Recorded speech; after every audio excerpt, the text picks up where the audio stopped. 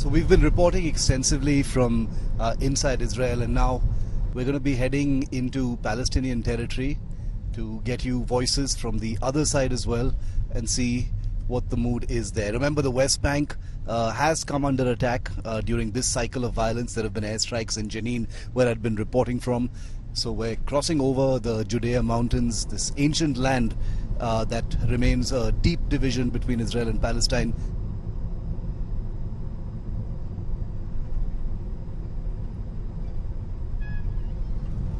We've entered Palestinian territory now. What you can see atop that hill is one particular Jewish settlement where we've just crossed the border, and we're now firmly inside Palestinian territory, and we're heading towards the city of Ramallah. That might seem a familiar name to many of you. That is the administrative and de facto capital of the Palestinian territories. It's also the city of Yasser Arafat. His mausoleum is also in that city. So we're headed to the city now of Ramallah. We've entered Palestine, and we're going to try and get voices from the other side and let you, the viewers, see what the Palestinian territories look like, feel like, and how things are going there in that nerve center of the West Bank and the Palestinian territories, in light of what's happening many kilometers away on the Gaza Strip. I'm standing now in the ancient city of Jerusalem, which, as you know, is divided between Israel and the Palestinian territories. Both sides claim Jerusalem as their real historical capital. I'm standing, in fact, at a particularly historic crossing point called the Damascus Gate. That's the symbol you see behind me. It's a structure that leads to other parts of the Palestinian territories. You can also see a huge deployment of Israeli police and security forces. You can see some of them in my frame. There are many more down the road from where we've come just now from Tel Aviv.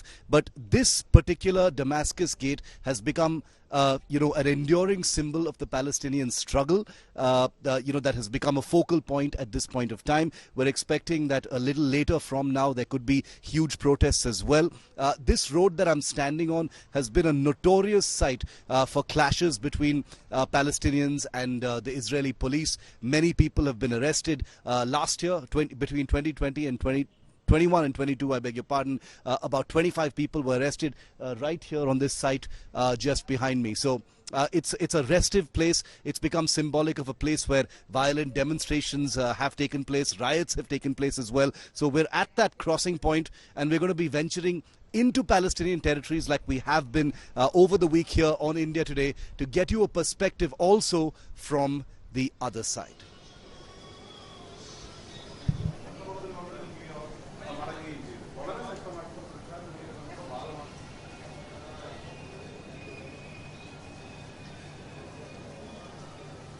Walking now through the old city, just past the Damascus Gate, deeper towards the Al-Aqsa Mosque. And, this is a complicated history, one of the most ancient cities in the world.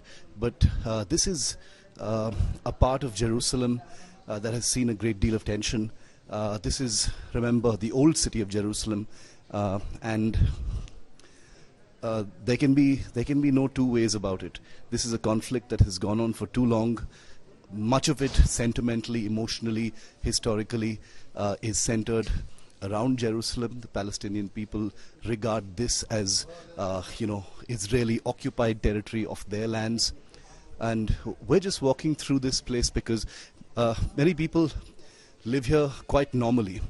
If you go into the interiors, which we will be very shortly, you see much more of the actual anger, and we're actually expecting to see some tensions a little later, since it's Friday. So after prayers there may be some tensions, so we're waiting to see if we can capture some of that. But there's a huge amount of security deployment everywhere in this particular place, so we're going to continue to report.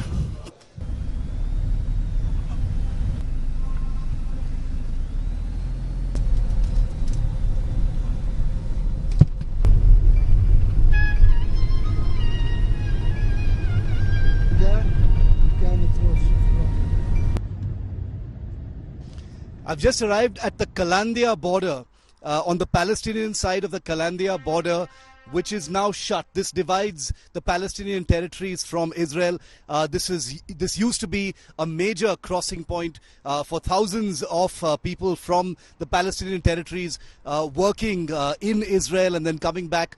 But it has been shut as a result of recent tensions. A person is said to have been killed here a few days ago as well.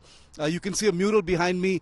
Very recognizable face of the patriarch of Palestine, as it were, Yasser Arafat.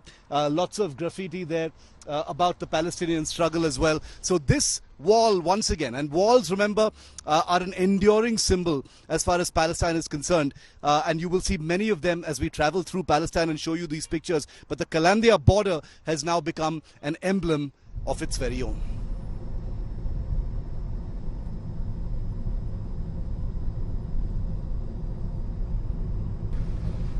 Just the tomb. Yes, Go down. Yeah, just the tomb. Yeah. Okay, looks like we're being allowed through to shoot Arafat's tomb. Lots, as you can imagine, plenty of security in this place. So, for justifiable reasons, as we make our way now into this high security area. This is where all the government offices of the Palestinian Authority are. So this is like a VIP area.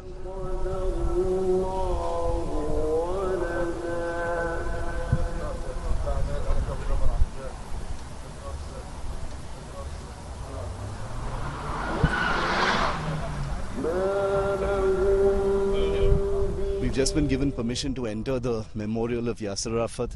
We're in the heart of Ramallah. This is the administrative, commercial and de facto capital of the Palestinian Authority. Most people aren't allowed here at all, but we've decided to just make our way here because this is in many ways the kind of spiritual epicenter of the Palestinian movement. It's Friday, you can hear prayers from the mosques nearby as well and the loudspeakers.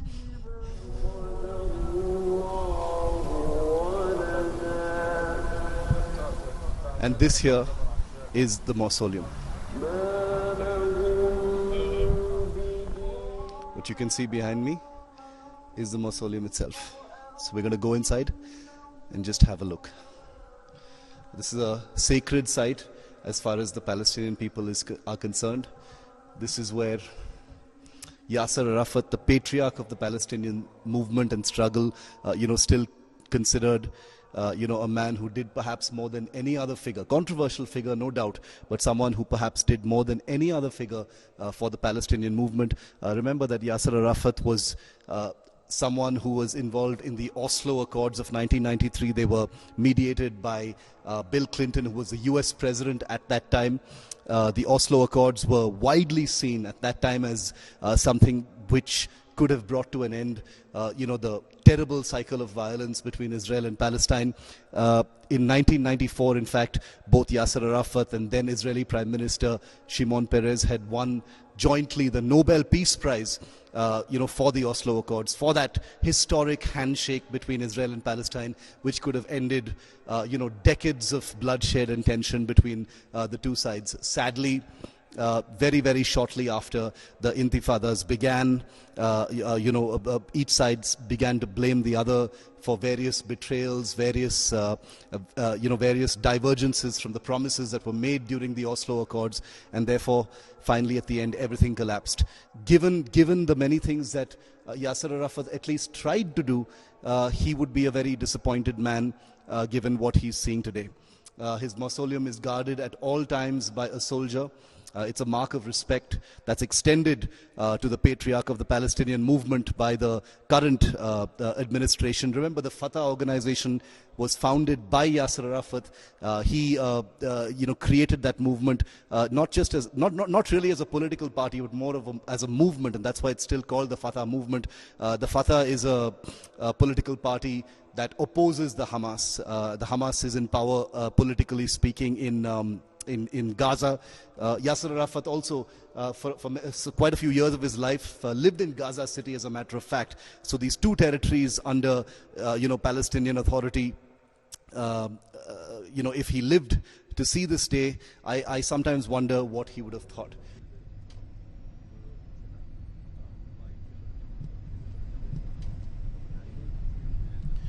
Now we're headed now deeper into Ramallah because a former minister of the Palestinian administration has agreed to meet us and speak to us. We're going to get some more voices as well. He's someone who is regarded as a famous poet. I've known him from before during my university days. He's also a professor, and we're going to be speaking to him along with some others to tell you what I said we were going to do, to get you voices from the other side. Now remember, here in India today, we're reporting what we see, what we hear, both from Israel as well as Palestine. You've seen all of our reportage from Israel, and you will continue to do so in the days and the weeks ahead. And now we're getting you some voices from inside the administrative capital of Palestine.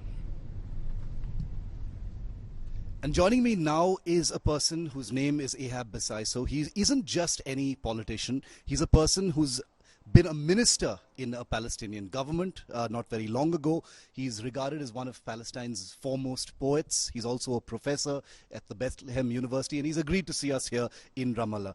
Continuing with the conversation, Ahab, how does one see what happened on October the 7th by Hamas, if not as a terror attack? Well, in order not to be trapped in the question of violence and the condemnation and the circle of condemnation, what I wanted to say, put things into the context.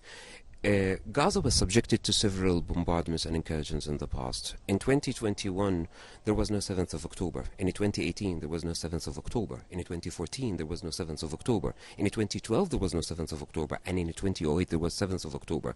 The amount of victims who've been killed as a result of the Israeli bombardments on Gaza actually exceeds the number of 10,000 people enduring all these wars. This, let alone what is happening right now in Gaza, which is, till we speak now, the death toll is about more than 7,000 people that they were killed by the indiscriminate shelling. Now, the question about, we need to put it into a political context. There is an occupation, and this occupation is using all the forces and the measures against the Palestinian people to undermine the right of an independent state. Having said this, it doesn't mean that the Palestinians, they are kind of killing cheerholders or something, or just waving for this.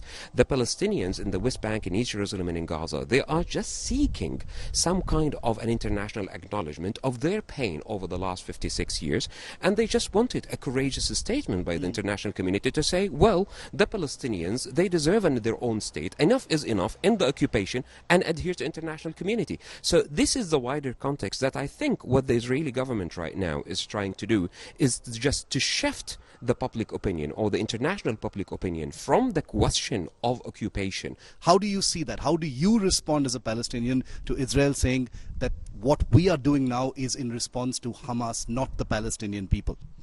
Well, I'll be very honest and frank with you on this. We will try to borrow some of the experiences from the past. When the Americans in 2001, they started their bombardment of Afghanistan, they said the same. They said it's not about the Afghan people, it's about the Taliban. To figure out, after 20 years, they sat with the Taliban, and they set an agreement with the Taliban after a few years. Yeah. They did it with Iraq. Yeah. They said this is not a war with the Iraqis, this is a war with Saddam Hussein. And eventually, the whole killing and the whole misery of the Iraqis, it's still paying the price till now. What I want to say, this is something of a part of a communication strategy. It's part of the deceiving of the whole international public opinion about the core of the issue, which is occupation. We heard from Mr. Biden, the American president, and many of international prime ministers and presidents that they are with a two-state solution. Yeah. Perfect. Including India. Including India. Perfect. Okay. What are the measures that need to be taken in order to implement the United Nations resolutions and in order to have the two-state solution? This is a very simple question. Yeah. It's not enough just to issue a statement that I'm supporting a two-state solution. We have to see it on the ground. So seeing it on the ground is something that what we need is to put some pressure on this Israeli government, the occupation government of Palestine, to say, well, implement United Nations resolutions and grant these Palestinians their right to live as normal human beings in the world, and to allow them to have at least some kind of a confidence of the future that the international community is respecting their desire to have their own state in Palestine. There is suspense over a ground invasion, which has happened twice before, 2009 and 2014, as you know. Where are things going? How do people in Palestine see how this is going to be? Because the sense is this is going to make things much worse. But how do you see it playing out? Well, I think it is now the Palestinian question has been linked to regional and international a lot of political interest, and we cannot just ignore this fact. We could see that the veto being issued yesterday by the Russians and the Chinese against the American veto earlier. So this is something of a wider international conflict. We cannot see what is happening in Palestine in vacuum from what's happening in the world, particularly the Russian-Ukrainian war. What is the role of Europe and American in this kind of a conflict? We cannot even separate it from regional interest in Iran and a lot of regional powers. So it's either we try to say that the Palestinian cause, this pain should end, and then there should be awakening in the international community's politics to say, well, at least this is something might to trigger more of a conflict in the region, not only in Palestine and Israel. It also might conduct a lot of issues even in the Arab region. You heard about the attacks on American bases in Iraq, in Syria, now things about the Red Sea and Yemen. So this is something it's somehow need to be addressed with wisdom. I think back an urgency to say back to the table of politics and then discussing how to end the occupation. President Abbas said it a few times on the platform of the United Nations. I mean, now there's nothing to negotiate about. It's about the role of the international community to say, give me a time schedule to end occupation, and that's all about it. And I think we are calling upon all the people, not saying not only the friends of Palestine, we're calling upon the people in the international community to say justice should prevail by the fact that this pain should end. Perhaps the only way this cycle of violence that's been on for so many decades can end is if there is an incentive for the international community. We're seeing the beginnings of that beyond just the Arab world, beyond just the region and Asia. If there are direct, quantifiable incentives to a lasting mutual solution between Israel and Palestine, that is perhaps the only way that something can actually happen. For the moment, October the 7th and Israel's response in Gaza has focused the world's attention once again. For how long it'll last, we don't know. We've seen violence happen before. The media has been in this area in their thousands, and then they all go away, and then everything just starts all over again. Hopefully, this time, it won't be the case. Ehab, thank you very much for speaking to India today. Your voice will go out to millions, and we've been getting voices from both sides over the last few days. Let's hope people are listening, and let's hope for peace. Thank you. Thank you very much.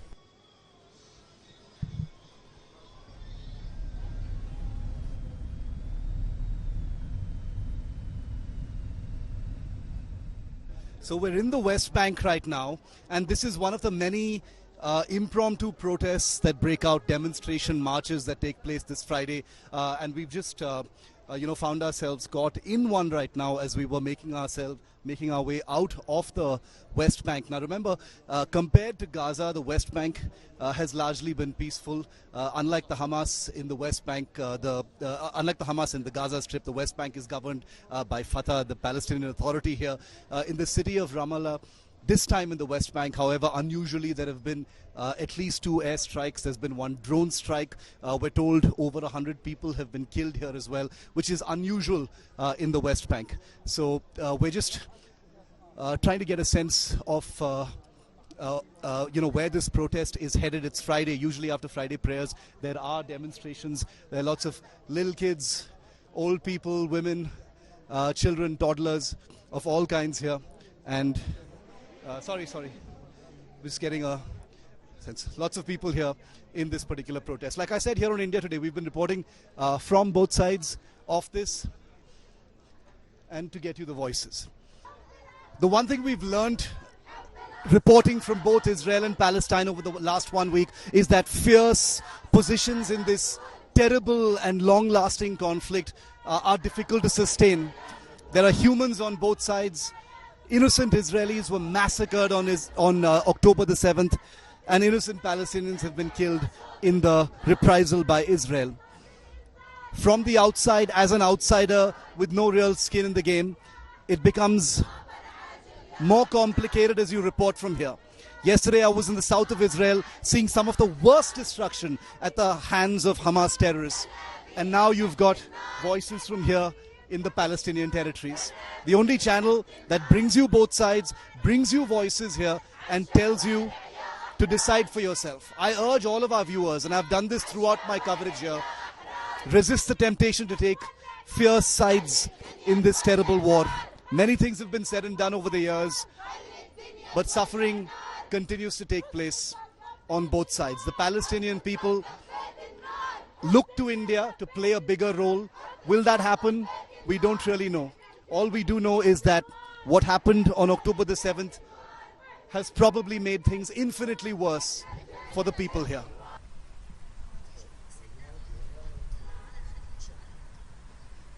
We're now in the heart of Ramallah, the administrative and de facto capital of Palestine.